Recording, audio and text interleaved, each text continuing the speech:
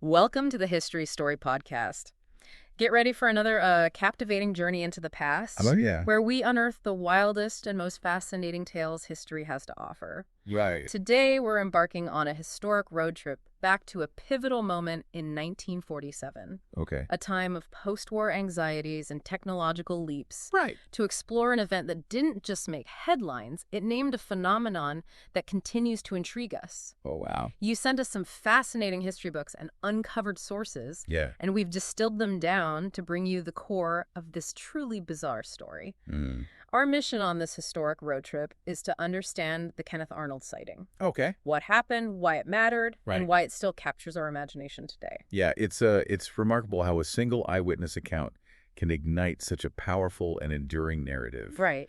This historic road trip into the Kenneth Arnold sighting isn't just about an unidentified object. Right. It's about the birth of a cultural obsession. Okay, let's unpack this. Yeah. June 24th, 1947, Okay. a clear Tuesday afternoon over the rugged terrain near Mount Rainier in Washington state.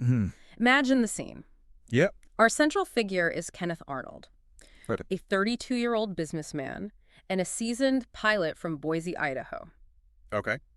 This wasn't someone unfamiliar with the skies. Right. He had logged considerable flying hours. Yeah, that experience is absolutely critical. Right. Arnold wasn't just looking out a window. Right. He was an aviator, accustomed to recognizing aircraft and understanding how things move in the air. Right. He was also on a specific mission that day, Oh, okay. searching for the wreckage of a missing Marine Corps transport plane, motivated by a significant $5,000 reward. Wow. His focus would have been sharp. Exactly. Yeah. So around 3:00 p.m. near the small town of Mineral, Washington, Go ahead. flying at approximately 9,200 feet, Okay. Arnold suddenly observed bright flashes of light. Huh? His initial thought, quite reasonably, Right. was that it was sunlight reflecting off another aircraft. Sure. He scanned the sky, checked his instruments. Yeah. But saw nothing that fit that description. What's fascinating here is that progression, the initial observation, Yeah. the attempt to find a conventional explanation, Right. and then the dawning realization that what he was seeing was outside his realm of experience. Right. It underscores the genuinely unexpected nature of this encounter. Then comes the truly unbelievable part. Oh, 9 incredibly luminous objects appeared, okay. moving in what he described as an echelon formation. Wow. Think of a slanted line Yeah. with each object slightly behind and to the side of the one in front. Mm. They were traveling at an astonishing speed past Mount Rainier, Oh, wow. heading towards Mount Adams. Now, remember the context. Yeah. 1947, Yeah. aviation technology had advanced rapidly during the war, Right. but nothing remotely like what Arnold witnessed. And his estimation of their speed is truly difficult to fathom. Yeah. He calculated that they covered the roughly 50 miles between those two prominent mountains in a mere 1 minute and 42 seconds. That translates to well over 1,700 miles per hour. That's To put that into perspective for you, yeah. the official world airspeed record at the time was less than 624 miles per hour. Wow. This wasn't just significantly faster. Right.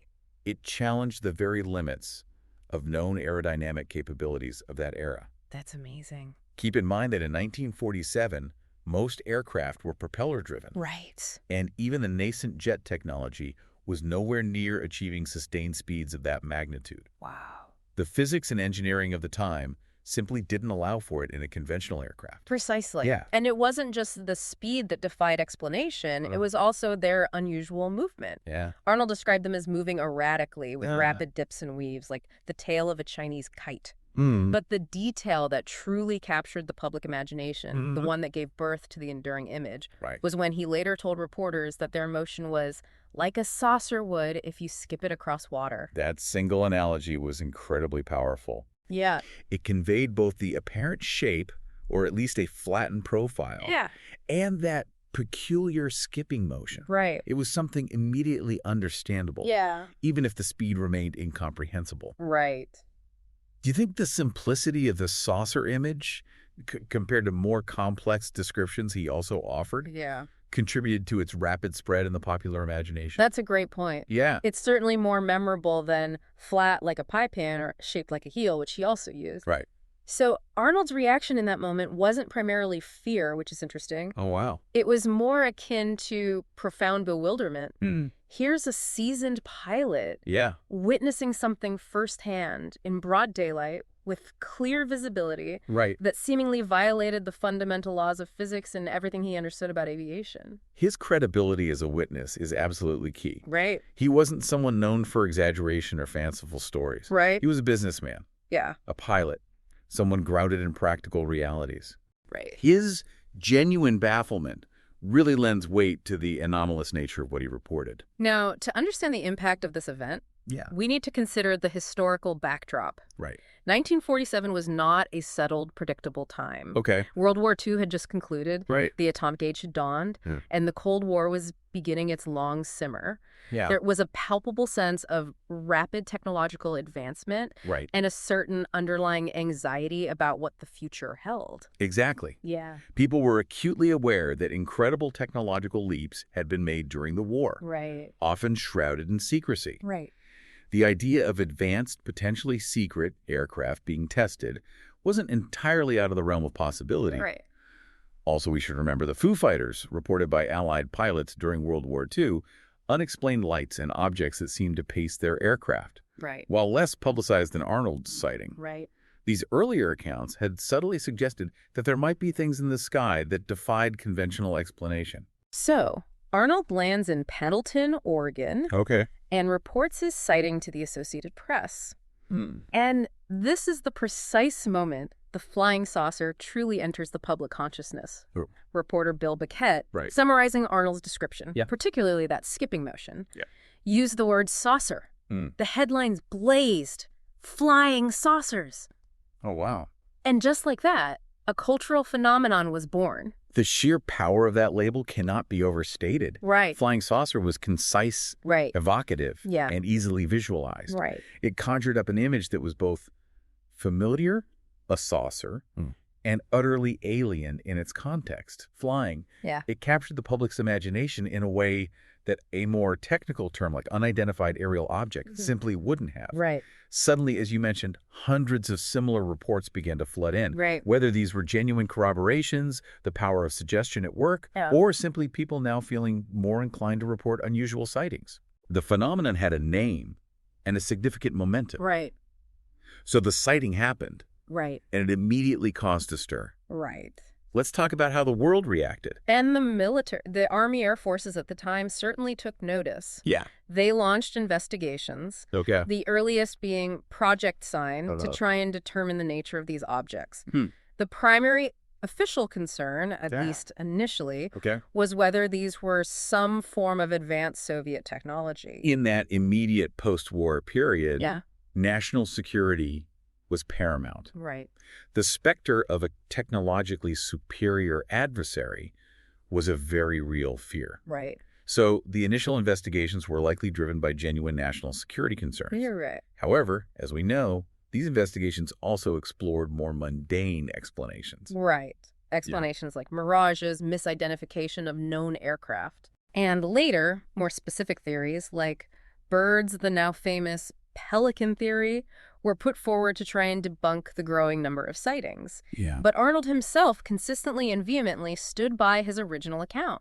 Right. And the sheer volume of reports that followed made it increasingly difficult to simply dismiss everything out of hand. The pelican theory, which posited that Arnold had mistaken a formation of white pelicans reflecting sunlight for metallic craft moving at incredible speed, Oh, wow. really gained traction later. Okay. However, Arnold and many subsequent researchers found this explanation deeply unsatisfying. Right. Given the high speed he observed, the metallic glint he clearly recalled, Yeah. and the distinctly non-bird-like shapes he described. Right. It often feels like a retroactive explanation that doesn't adequately address the core details of his report. So naturally, this whole affair sparked a whirlwind of theories and speculation. Right. Let's delve into some of the main possibilities that were considered. Could it have simply been a case of misidentified conventional aircraft? As we've already touched on, this seems highly improbable. Yeah. Arnold was an experienced pilot, Right. and the estimated speed and the erratic maneuvers he described were far beyond the capabilities of any known aircraft in 1947. Right. Furthermore, he explicitly stated that he heard no sound emanating from the objects, Oh, wow. which would be highly unusual for conventional aircraft traveling at such speeds. Yeah. Even early jets, which were quite loud. What about atmospheric phenomena like mirages or unusual weather conditions? Okay. Could it have been some kind of optical illusion playing tricks on his eyes? While atmospheric phenomena can certainly create unusual visual effects, Right. they typically don't account for solid-looking objects maintaining a distinct formation and moving with apparent purpose over a significant distance, Right. as Arnold clearly described. Right. He remained adamant that what he witnessed was not an illusion. And the bird theory, as we've discussed, seems rather unconvincing. What about the possibility of secret military prototypes? Okay. Could the US, or perhaps even the Soviet Union, have been testing some radical new aircraft technology? This is a more plausible line of inquiry, Yeah. given the technological advancements occurring at the time. Right. Both sides were undoubtedly engaged in advanced aeronautical research in the post-war era. Right. However, the speeds and the nature of the movements reported by Arnold still seem to stretch the boundaries of what was technologically feasible in 1947. Right. Moreover, conducting such highly advanced and potentially unstable test flights in broad daylight Yeah. over relatively populated areas Right. seems like a significant and unnecessary risk. Which leads us to the theory that truly captured the public's imagination and continues to fuel the debate, Yeah. extraterrestrial craft. Right. Arnold's sighting, with its impossible speed and seemingly intelligently controlled maneuvers, Right. became a foundational piece of evidence for the idea of alien visitation. Exactly. Uh. If what Arnold saw wasn't known aircraft and didn't appear to be natural phenomena, Right. then the possibility of something otherworldly became a compelling, albeit extraordinary, explanation for many. Right.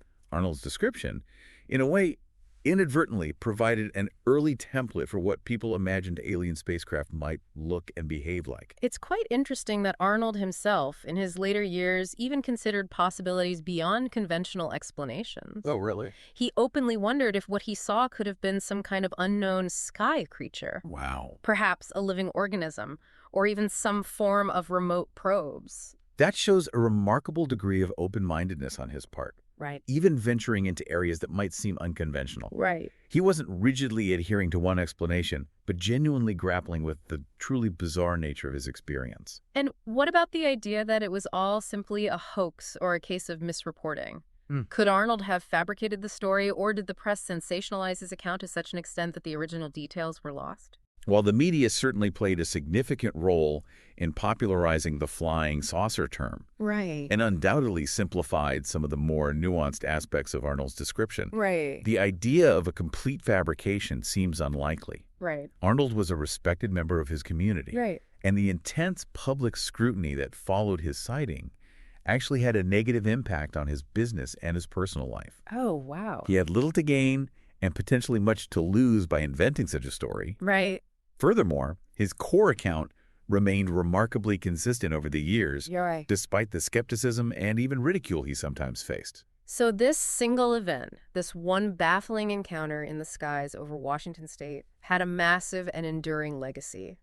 For starters, as we've discussed, Right. it gave birth to the term flying saucers, which rapidly became a global phenomenon. It truly did. Yeah. Flying saucers entered our collective lexicon, Right. fundamentally shaping how we pictured unidentified flying objects for decades. Yeah. It fueled countless works of science fiction, Yeah. became a readily recognizable visual shorthand for alien technology, Right. and permeated popular culture in numerous ways, from iconic movies like The Day the Earth Stood Still to advertising in everyday language. And beyond just the name, Arnold's sighting really acted as a catalyst for the modern UFO era. Right. It directly triggered the first major wave of reported UFO sightings in the United States Yeah. and led to the formation of numerous amateur UFO investigation groups as people sought to understand what they or others were seeing in the sky. It was as if a switch had been flipped. Right. People who might have previously dismissed unusual aerial phenomena were now paying closer attention, Yeah. actively looking to the skies, and Right. perhaps feeling more validated in reporting anything out of the ordinary. Right. This surge of public interest created a fertile ground for the development of ufology as a distinct field of study, however controversial. And it also directly resulted in official government involvement. As we mentioned earlier, the military launched Project Sign, Right. which was the first in a series of official U.S. government investigations into UFOs. Right. This established a long history of government interest, Yeah. and, as many believe, a degree of secrecy surrounding the phenomenon. The government's involvement regardless of how limited or perhaps disingenuous some might perceive it to have been, Right. further legitimized the topic in the eyes of the public. Right. It also inadvertently sowed the seeds of suspicion and conspiracy theories, with many people believing that the government knew far more than it was willing to reveal.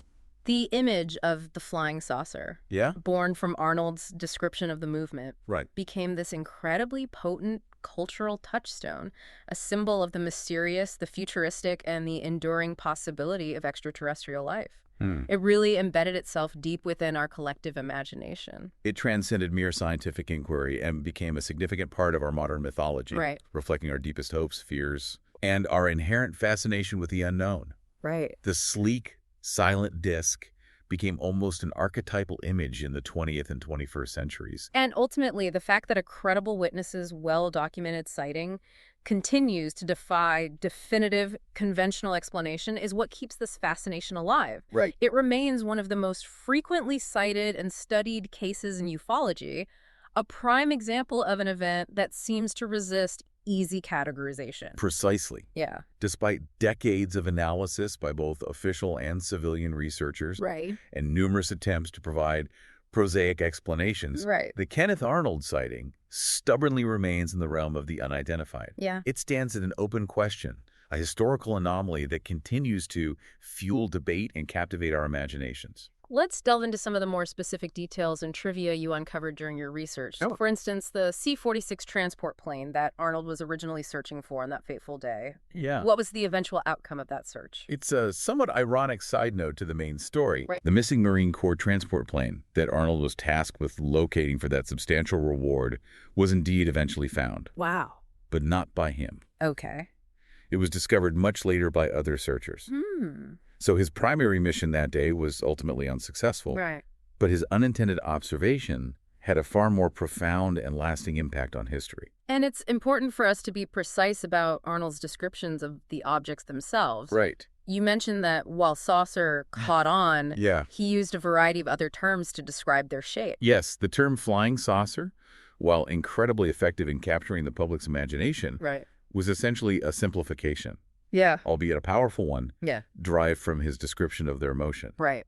Arnold himself used several different comparisons to convey their shape. Hmm. He described them as being flat like a pie pan, shaped like a heel, and even crescent-shaped, or like a big flat disc. Mm.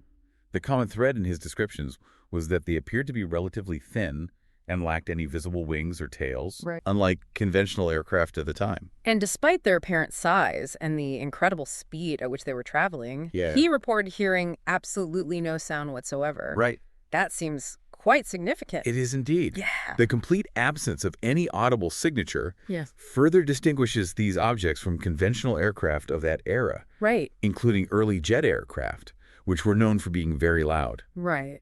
This silence adds to the sense of something truly unconventional and technologically unlike anything known at the time. You also mentioned the calculation of their speed, that initial figure of over 1,700 miles per hour. Right. How did Arnold arrive at that astonishing number?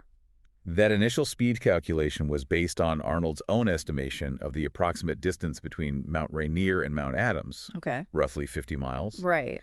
and the relatively short time he estimated it took for the objects to traverse that distance, about 1 minute and 42 seconds. Right. While these were visual estimations and subject to a degree of human error, even later refinements by military analysts using similar assumptions yielded speeds far in excess of any contemporary aircraft capabilities. And the very first newspaper to report on Arnold's sighting wasn't a major national publication, was it? That's correct. Okay. The initial news report actually appeared in the East Oregonian newspaper, Wow. thanks to the work of reporter Bill Biquette, Right. who interviewed Arnold shortly after he landed his plane in Pendleton, Oregon. Wow. It's a fascinating reminder that even events that go on to have a global impact often have very local beginnings. That's a great piece of trivia. Yeah. And you also mentioned that some of the early Air Force assessments of the sighting were surprisingly open to considering some rather unconventional explanations. Yes, according to some historical accounts and internal documents from the early stages of Project Sign, Okay. the extraterrestrial hypothesis was indeed considered, Wow. at least briefly, Okay. as one possible explanation for Arnold's sighting and some of the other early reports. However, this line of inquiry was later downplayed and eventually officially dismissed in favor of more conventional explanations, Right. or simply categorizing cases as unidentified without further speculation on alien origins. And finally, you brought up an intriguing connection to the Maury Island incident. Right. A rather strange event that occurred just days before Arnold's own sighting. That's a truly bizarre and still somewhat murky episode in the early history of UFOs, Okay. just a few days prior to his encounter near Mount Rainier. Right. Arnold became tangentially involved in investigating reports of strange debris falling near Maury Island in Puget Sound, Mm. and alleged encounters with mysterious individuals described as men in black. Oh, wow. This peculiar incident further immersed Arnold in the burgeoning UFO mystery Right. and adds another layer of intrigue to the sequence of events in the summer of 1947. So for anyone listening who wants to take their own historic road trip deeper into this fascinating event, Yeah. you've curated a list of resources where they can begin their exploration. Where would you recommend they start? Absolutely. Yeah. For those of you who want to delve further into the Kenneth Arnold sighting, Right. I'd suggest starting with primary sources where possible. Yeah. You can try searching online newspaper archives from June and July of 1947. Hmm. Many historical newspaper sites have digitized archives where you can find firsthand accounts of Arnold's report and the initial public reaction. Excellent. Yeah. And what about official government documents? While detailed files specifically on the Arnold sighting from the very earliest investigations might be harder to find online, Okay. exploring the online archives of the U.S. National Archives, NARA, for Project Blue Book files is still worthwhile. Right. While Project Blue Book began later, Right. it reflects the ongoing government interest in UFOs that was directly sparked by the Arnold event. Okay. You can get a sense of how the government approached these kinds of reports. And for those who prefer to delve into books on the subject? There are several key books that offer different perspectives. Edward J. Ruppelt's The Report on Unidentified Flying Objects, Okay. written by the first head of Project Blue Book, Right. provides a valuable insider's view of the official investigations, Mm. Kenneth Arnold's own account. Right. The Coming in the Saucers, Oh. co-authored with Ray Palmer, Right. offers his personal narrative, Right. although it's important to read it with an awareness of Palmer's somewhat sensationalist approach. Okay. More recent works by UFO historians like Jerome Clark or Kevin Randall offer well-researched and often more critical analyses of the Arnold case within the broader history of ufology. And for those who are more visually oriented? There are numerous documentaries that explore the history of UFOs, Right. and almost all of them dedicate a significant portion to the Kenneth Arnold sighting and its impact. Right. Searching on platforms like YouTube or other streaming services for Kenneth Arnold documentary should yield several informative options. And finally, for those who like to explore online and see different perspectives. There are some excellent websites dedicated to the history of UFO research. Hmm. Lauren Gross's Saturday Night Euphoria is a fantastic resource, Okay. featuring meticulously compiled chronological reports from the early UFO era, Okay. often directly citing original sources.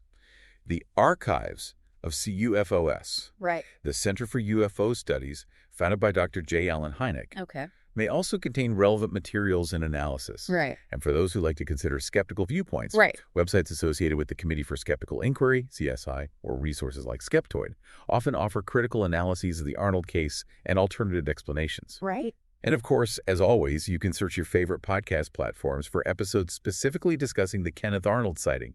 You might be surprised by the variety of perspectives out there. So there you have it, our historic road trip into the strange skies of 1947 and the truly baffling encounter of Kenneth Arnold. Right.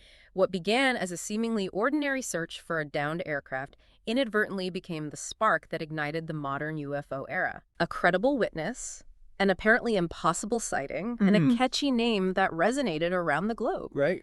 As we've explored, the more mundane explanations struggle to fully account for all the details of Arnold's account, Yeah.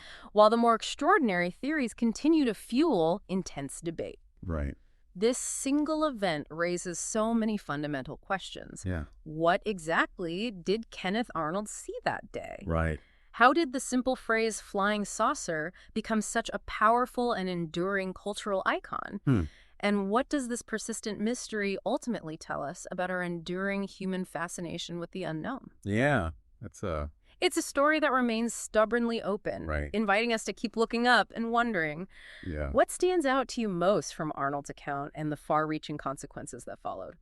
Well, Yeah. just the sheer impact of that sighting Yeah. on popular culture. I Yeah. mean, it really did. It Yeah. created this whole Yeah. this whole mythology around flying saucers and alien visitation. Yeah. And it's something that we're still talking about today. So Wow. it's really fascinating. Perhaps this historic road trip has sparked some new avenues of inquiry for you to explore in your own time. Yeah. Until our next weekly journey into the captivating stories of the past. Yeah. Keep those historical curiosities burning. Oh, yeah, definitely. All right. Thanks for listening.